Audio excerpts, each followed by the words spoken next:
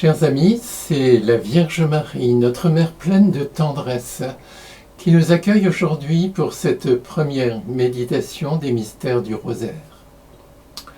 La Vierge Marie est apparue en 1980 au Nicaragua, à Cuapa, à Bernardo Martinez, qui est devenu prêtre depuis. Et Bernardo nous rapporte ceci. Elle m'a dit que le Seigneur n'aime pas les prières que nous faisons à la hâte ou de façon mécanique. C'est pourquoi elle a recommandé de prier le chapelet en lisant des citations bibliques et de mettre en pratique la parole de Dieu. Cette exhortation a été reprise par nos trois derniers papes. Saint Jean-Paul II, dans sa lettre apostolique sur le rosaire de la Vierge Marie, affirmait « Il faut contempler le Christ avec Marie ». Et Benoît XVI, après lui, précisait « Il est opportun que l'énonciation des différents mystères soit accompagnée de brefs passages de la Bible relatifs aux mystères annoncés ». Quant à François, il insiste « Lorsque nous récitons le chapelet, nous sommes amenés à contempler les mystères de Jésus, c'est-à-dire à méditer sur les moments importants de sa vie, pour que, comme pour Marie et pour Joseph, il soit au centre de nos pensées, de nos attentions et de nos actions. Depuis une vingtaine d'années, je prie et médite le chapelet, en étayant mes méditations par des textes de ces saints papes, du catéchisme de l'Église catholique ou des saints. Et aujourd'hui, ce sont ces méditations que je commence à vous partager. Abordons donc le premier mystère joyeux, l'Annonciation. Nous nous tournons d'abord vers le Père. Lorsqu'est venue la plénitude des temps, Dieu a envoyé son Fils né d'une femme et soumis à la loi de Moïse, afin de racheter ceux qui étaient soumis à la loi et pour que nous soyons adoptés comme fils. Rendons grâce au Père avec la préface de l'Annonciation. Vraiment, il est juste et bon de te rendre gloire, de t'offrir notre action de grâce toujours et en tout lieu, à toi, Père très saint, Dieu éternel et tout-puissant, par le Christ notre Seigneur. C'est lui qui, pour sauver les hommes, devait naître parmi les hommes. C'est lui que l'ange annonce à la Vierge Immaculée et qu'à l'ombre de l'Esprit Saint, elle accueille par la foi. Lui qu'elle porte avec tendresse dans sa chair. Il venait accomplir les promesses faites à Israël, combler et même dépasser l'espérance des nations. C'est par lui que les saints, assemblés devant toi, adorent ta gloire. À leur hymne de louange, laisse-nous joindre notre prière.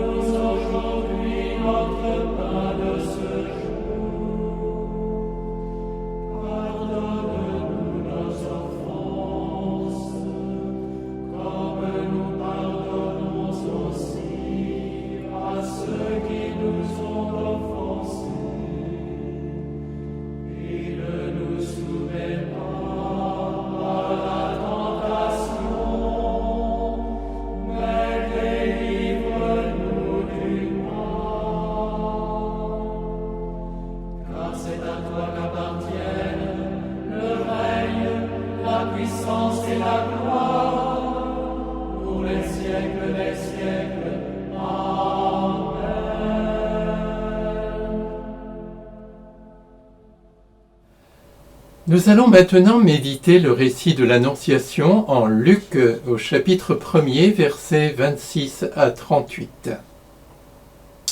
L'Évangile commence par ces mots : « L'ange du Seigneur fut envoyé par Dieu. » Père infiniment bon, c'est toi qui prends l'initiative d'envoyer ton Fils sur terre. Tu avais créé l'homme à ton image pour vivre avec lui une communion d'amour. Mais à cause du péché originel, par sa désobéissance, il s'est coupé de toi et a perdu ton amitié. Alors, dans ta miséricorde, tu es venu en aide à tous les hommes, tu as multiplié les alliances avec eux et tu les as formés par les prophètes dans l'espérance du salut. Et voici la plénitude des temps. Les temps sont accomplis. Tu nous envoies ton propre Fils pour qu'il soit notre Sauveur. Il vient nous révéler l'immensité de ton amour pour nous et pour nous sauver. Il est le nouvel Adam qui répondra parfaitement à ton amour, inaugurant ainsi une humanité nouvelle.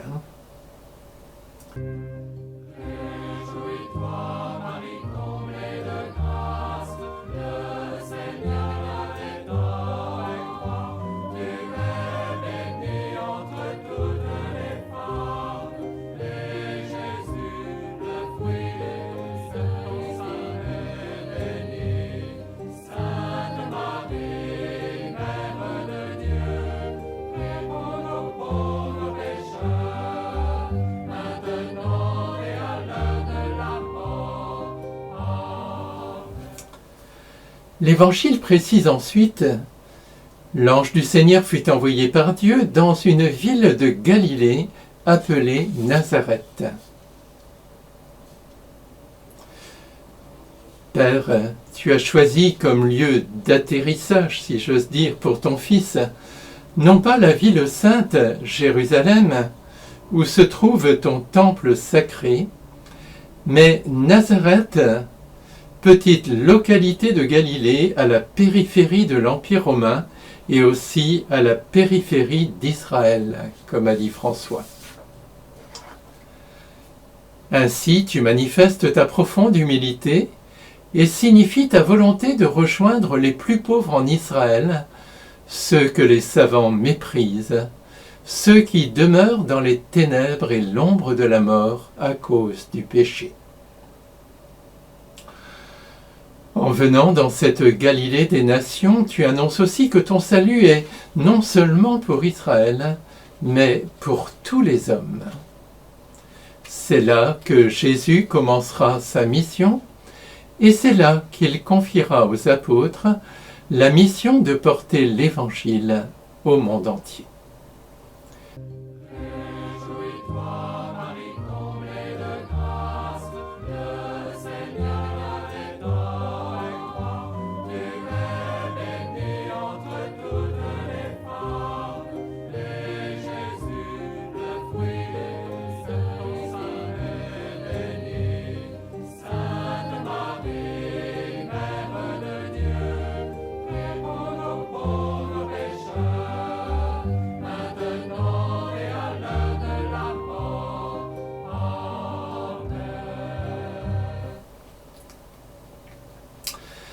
L'Évangile nous présente maintenant la destinataire de cette visite. L'ange du Seigneur fut envoyé à une jeune fille accordée en mariage à un homme de la maison de David, appelé Joseph, et le nom de la jeune fille était Marie. Vierge Marie, avec l'ange, nous nous tenons respectueusement à la porte de ta maison. Nous te contemplons, Marie, toute belle dans la fleur de tes 15 ans. Tu es profondément recueillie dans la prière. L'évangéliste nous dit et redit que tu es vierge, soulignant ainsi que tu as choisi de l'être et de le rester pour être entièrement consacrée au Seigneur. Pourtant, tu es accordé en mariage à Joseph, mais tu as dû lui faire part de ton choix, et cet homme juste a accepté en t'épousant de le respecter. C'est Dieu qui a mis dans ton cœur ce désir de virginité, afin que tu lui sois toute donnée, et il la respectera au point de la consacrer dans la conception de son Fils. C'est pourquoi nous continuons à t'appeler avec respect Vierge Marie.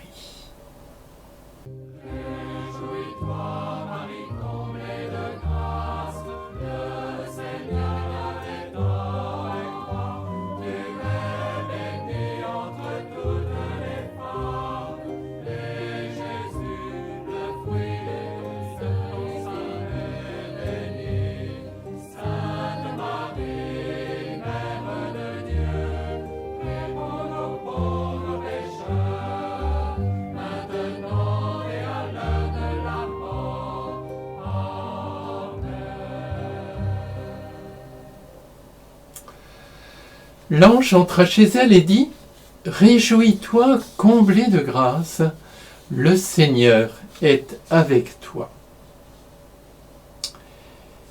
Il vaut mieux traduire le caïré de l'ange par « Réjouis-toi » plutôt que par « Je vous salue ». Le grand théologien marial René Laurentin explique pourquoi. Réjouis-toi, le premier mot de l'ange caïré ne correspond pas au souhait de paix ordinaire, le shalom hébreu, équivalent de notre bonjour. Il est l'écho des annonces de joie messianique adressées par les prophètes à la fille de Sion, surtout Sophonie 3, 14, 17. Le motif de la joie eschatologique ainsi proclamée, c'était que le Seigneur allait revenir au milieu d'Israël dans ses entrailles. L'annonce de l'ange y fait écho, mais cette fois pour une réalisation immédiate.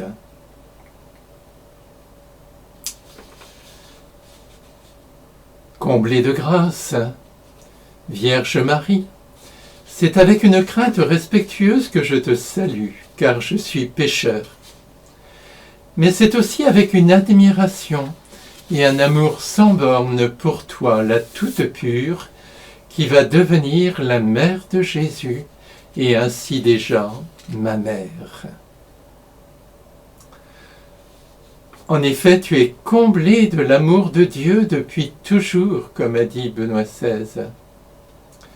Avant même la fondation du monde, le Père t'a choisi gratuitement pour être la mère de son divin Fils. C'est pourquoi il t'a préservé du péché originel dès ta conception immaculée, et il t'a comblé de son Esprit Saint durant toute ta vie, plus que toute autre créature.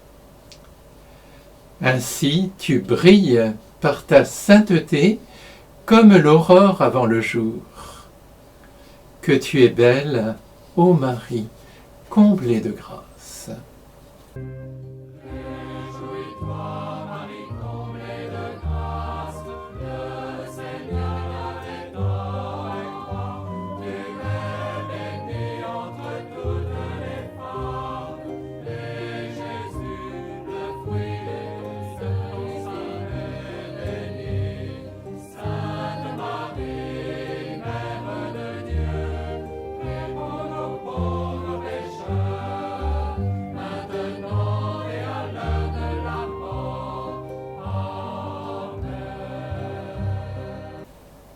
L'évangéliste nous livre la première réaction de Marie. À cette parole, elle fut bouleversée et elle se demandait ce que pouvait signifier cette salutation. L'ange lui dit alors « Sois sans crainte, Marie, car tu as trouvé grâce auprès de Dieu. Voici que tu vas concevoir et enfanter un fils, tu lui donneras le nom de Jésus. » Vierge Marie, comme il est légitime que tu sois bouleversée par la révélation de cet amour de prédilection de Dieu pour toi. Tu t'interroges. L'ange te révèle alors ta vocation. Tu vas devenir mère de Jésus, mère du Sauveur. En effet, tu le sais bien, Jésus signifie « le Seigneur sauve ». Quelle allégresse tu as dû éprouver en apprenant cette bonne nouvelle, la venue imminente au milieu de son peuple du Sauveur promis, et cela par toi. C'est vraiment à juste titre que l'ange t'a salué en disant « Réjouis-toi ».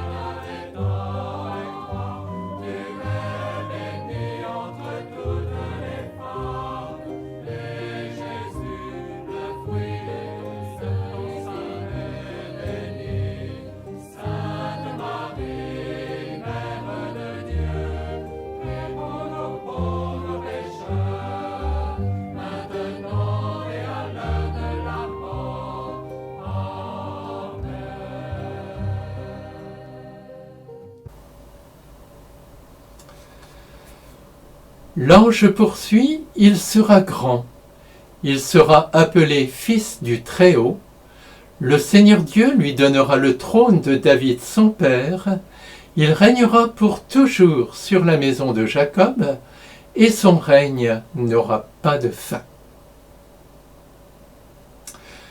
Vierge Marie, lorsque tu as entendu ces paroles de l'ange, ton cœur a dû battre très fort. Toi qui t'étais nourri de la parole de Dieu, tu y as reconnu en effet la promesse que 1000 ans auparavant, Dieu avait faite à David de lui donner un descendant, le roi Messie, dont le règne durerait toujours. C'était en 2 Samuel 7, 12, 16. Le temps de la longue attente d'Israël est terminé. Ce Messie, ou Christ, vient et c'est toi que Dieu a choisi pour le mettre au monde. Jésus sera le roi berger du nouveau peuple de Dieu, son modèle de sainteté. Il conférera son onction par l'Esprit Saint à ceux qui croiront en lui, et ils deviendront ainsi les chrétiens, puisque Messie, oint, est traduit en grec par Christ, qui a donné chrétien.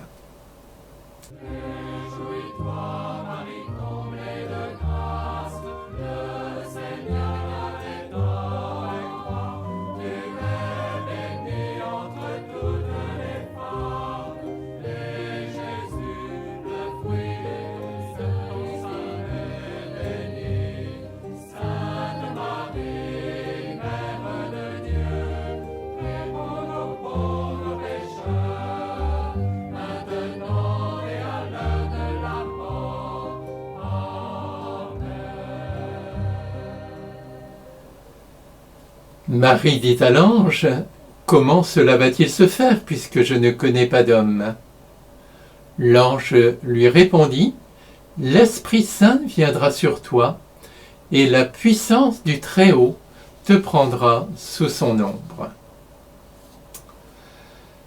Vierge Marie, en entendant ces paroles de l'ange, sans doute une crainte sacrée t'a-t-elle saisie, car elles font allusion à la nuée qui couvrait l'arche d'alliance dans le temple et qui signifiait la présence de Dieu au milieu de son peuple. Or, ce qui était figure dans l'Ancien Testament va devenir réalité en toi, l'arche de la nouvelle alliance. La gloire de Dieu va descendre sur toi, toi qui es déjà comblé de grâce par l'Esprit Saint depuis ta conception, tu vas recevoir une nouvelle effusion de l'Esprit en vue de ta mission, donner un corps humain au Fils de Dieu. Tu deviens ainsi l'épouse fidèle de l'Esprit Saint, et en toi va se réaliser une nouvelle création, celle du nouvel Adam qui se trouve dès lors oint par l'Esprit Saint dès le début de son existence humaine.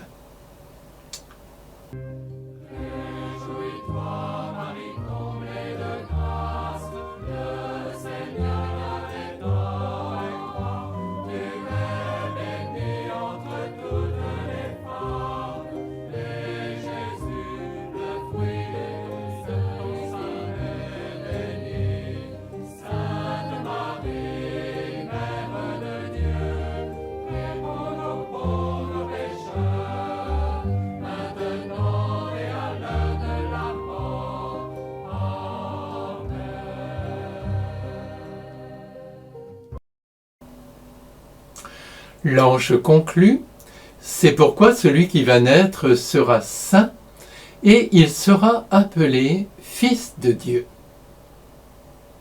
Vierge Marie, quand tu as entendu cette révélation de l'ange, tu as dû être stupéfaite. Tu attendais ardemment la venue du Messie promis, et tu connaissais bien les prophéties annonçant la venue de Dieu lui-même au milieu de son peuple, par exemple Malachie 3:1. Or, l'ange te révèle que ton fils Jésus sera non seulement le Messie, mais aussi le Fils de Dieu, Dieu lui-même fait homme. Nul plus que toi n'a conscience de la grandeur et de la sainteté de Dieu. Et voilà que le Saint veut se faire enfant en ton sein. Celui par qui tout a été créé, celui que la terre et le ciel ne peuvent contenir, voilà qu'il veut se faire créature toute petite dans tes entrailles maternelles. Quel insondable mystère!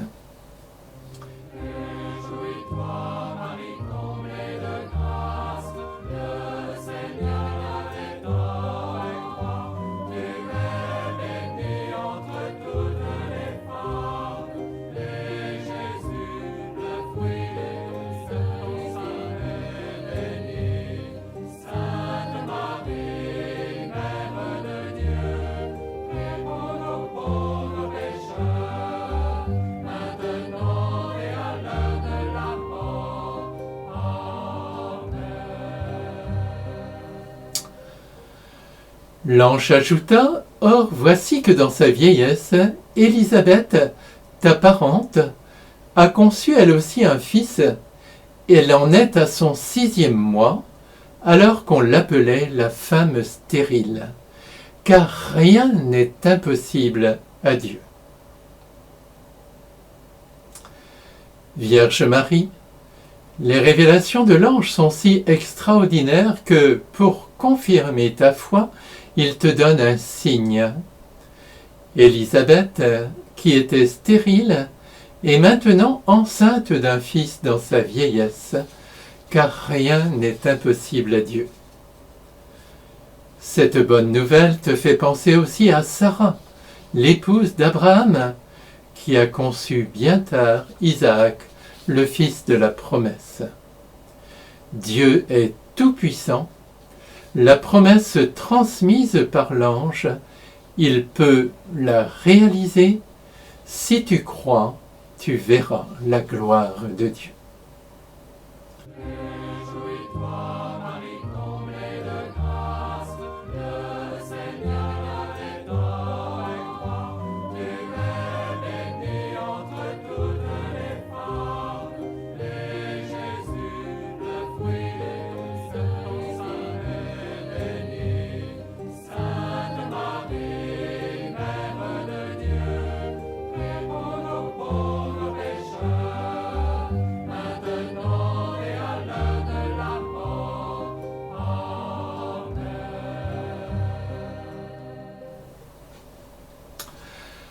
Marie dit alors, « Voici la servante du Seigneur, que tout m'advienne selon ta parole. » Alors l'ange la quitta. Comblé de grâce, tu as dit oui. Humblement, tu offres tout ton être à Dieu. Tu te fais la servante du Seigneur. Ainsi va pouvoir enfin se réaliser le plus grand événement de notre histoire, comme a dit Benoît XVI. En effet, par ton oui, tu deviens l'épouse du Saint-Esprit pour enfanter le Fils du Père éternel dans ton esprit par la foi et dans ta chair par l'opération du Saint-Esprit. En ton sein, dit encore Benoît XVI, s'unissent le ciel et la terre, le Dieu créateur et sa créature, et Dieu devient homme. Comme ton Fils est le Fils de Dieu, c'est à juste titre que, depuis le Concile d'Éphèse, l'Église émerveillée t'appelle la Théotokos, la Mère de Dieu. Alors qu'au début de l'humanité, Ève avait dit oui au serpent et désobéi à Dieu, faisant ainsi œuvre de mort, ton oui à Dieu, ton obéissance, Vierge Marie, fait de toi la nouvelle Ève, la mère du Fils, en qui nous devenons fils et filles de Dieu. Tu es vraiment bénie entre toutes les femmes. Prions avec Sainte Ildefonse. Je te prie, Vierge Sainte, que de cet esprit qui t'a fait engendrer Jésus, je reçoive moi-même Jésus. Que mon âme reçoive Jésus par cet esprit qui a fait que ta chair a conçu ce même Jésus. Que j'aime Jésus en cet esprit dans lequel tu l'adores toi-même comme ton Seigneur et tu le contemples comme ton Fils. Amen.